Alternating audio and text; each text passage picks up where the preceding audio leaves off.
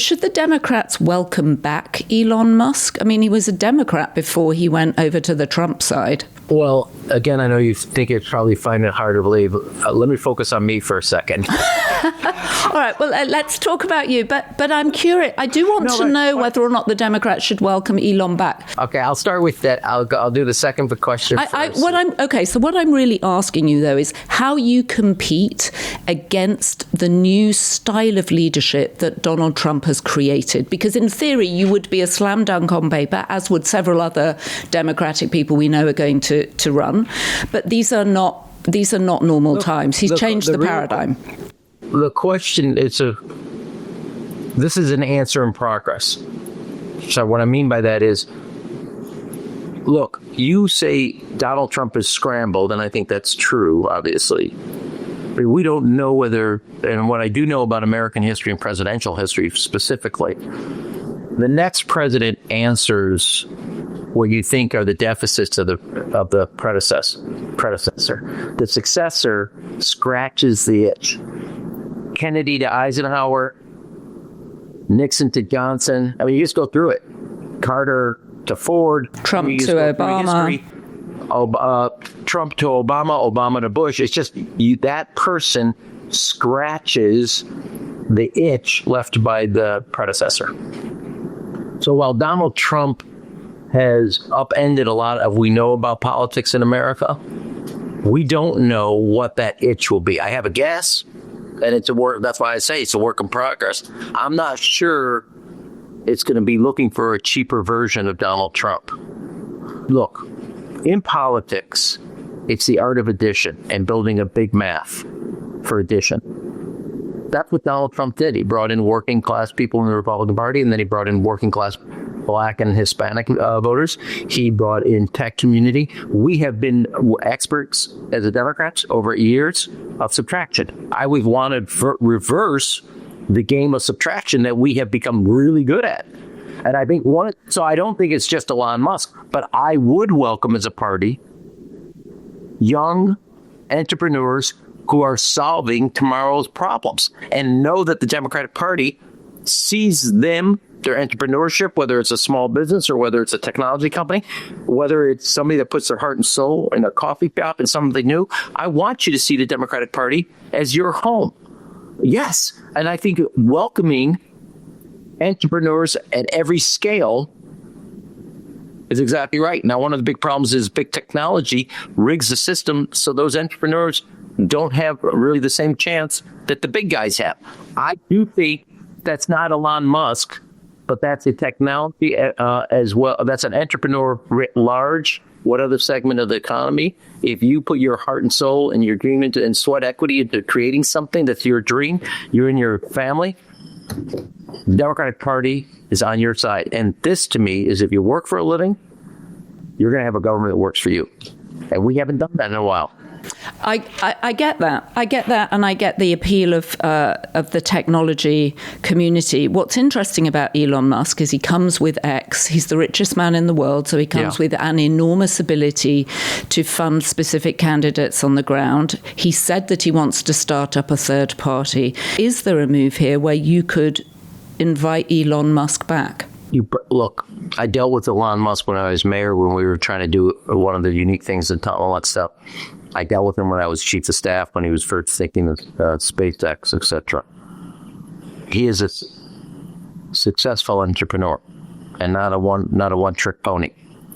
He's done rockets, he's done telecom, he's done a car, and now he's trying to do the tunnel piece. So at one level, you can say whatever you want about him personally, not lifestyle, et cetera, et cetera. He's not a one-trick pony. There's some technology people, they make a one hit and they think they're geniuses on everything, and that's just not true. And I respect that. I have different fundamental policy differences with him, and but I do respect the person who has upended 3 different industries and brought a level. And I'll say by way of example, we had 2 astronauts stuck on the International Space Station. Mm-hmm. Thank God we didn't have to rely on one company to solve it and bring them home. And thank God we made that investment. We had competition. And not only competition, a different model. And we invested in that. I don't think, and this gets to a core issue, so I welcome in any entrepreneur that is trying to change the world and make it a better place. You can argue out, and I've had my disagreements, but I do respect that he's done something in 3 different spaces. 4. 5 if you add Doge. I wouldn't call that, I think, well, that's where I have a disagreement. Bill Clinton did more savings with the reinvention government with Al Gore, finding more headcount reduction. The headcount of the federal government was at the smallest level since Eisenhower, less headcount, smallest level. And B, more important than that, it passed the House and Senate with massive bipartisan majorities. So it didn't end up in court.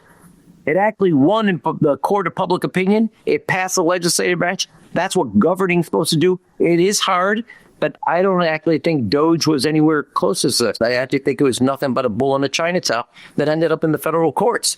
And I'm not sure it's going to save any money, and I'm not sure it's going to save a headcount, but we did lose a lot of intellectual talent. Bill Clinton showed a different model, which I happen to think is the right way, something I followed when I was mayor. So you would or you wouldn't have Elon Musk back? Would he be a useful supporter for you once you lay down your... I think it's way too premature. My attitude is addition. You're trying to personalize it to one individual. I think he has something. I don't agree with him on policy, but I do admire. He upended the telecom. Okay, so I guess what I'm trying to say is I appreciate your sort of theoretical approach and your 3 stages. Theoretical? Well, to me, what you're missing, but to me, of being theoretical. And not only accused, I take it as a compliment. All right, I kind of see myself as pragmatic. Here's the thing that I'm interested that you don't mention, which I think is increasingly important, is people. It's the people of it all, right? And people respond to people. Voters respond to people. They loved Bill Clinton. They loved President Obama. They liked Joe Biden. A lot of them liked Donald Trump. And what I'm sort of getting at is that feels like it's changed. Memes have changed. Social media has changed how people think about the people that are going to lead us from now on. You can see it going on in New York City right now, where there's a battle for primary for the Democratic Party, which I'm sure you're very conscious of. So I'm just curious as to how you think you can sort of game that new system. Look, I don't want to game it. Makes it look like you're faking it. And so let me say one thing about myself that I think is true. If you ask me, and I think about it, I don't think anybody's ever said I've not been honest. I don't think anybody's ever said that I'm not who I am. I'm not somebody else or trying to fake who I am.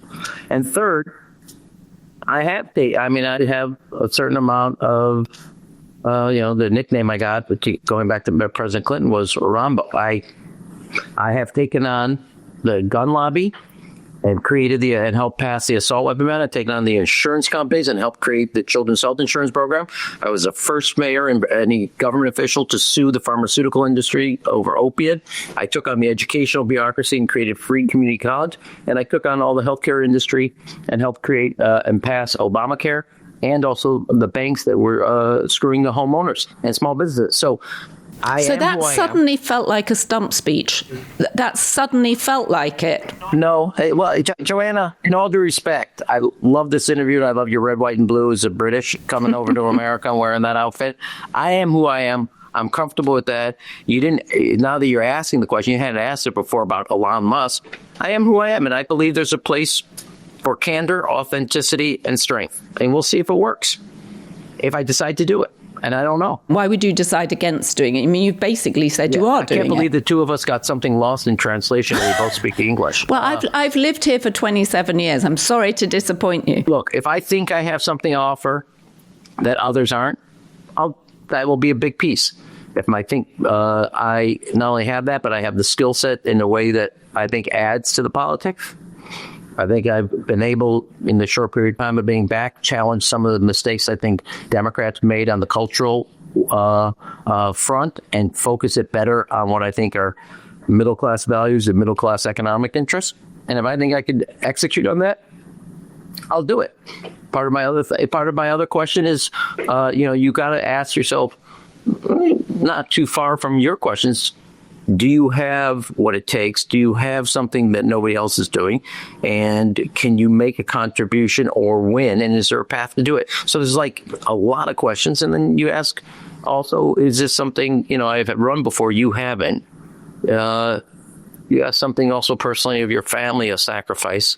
Am I right to do that, given that I have asked a lot of my family in the past? So there's a lot of different layers. If I didn't sit here and say, there's also a personal thing. I mean, you talked about my resume, whatever, but the experiences, that is both a strength and a weakness, but it's also, is it something I would ask of my family again, personally, with my kids, given where they are in their lives, and having your father out there, is that really something that you want to do at this point?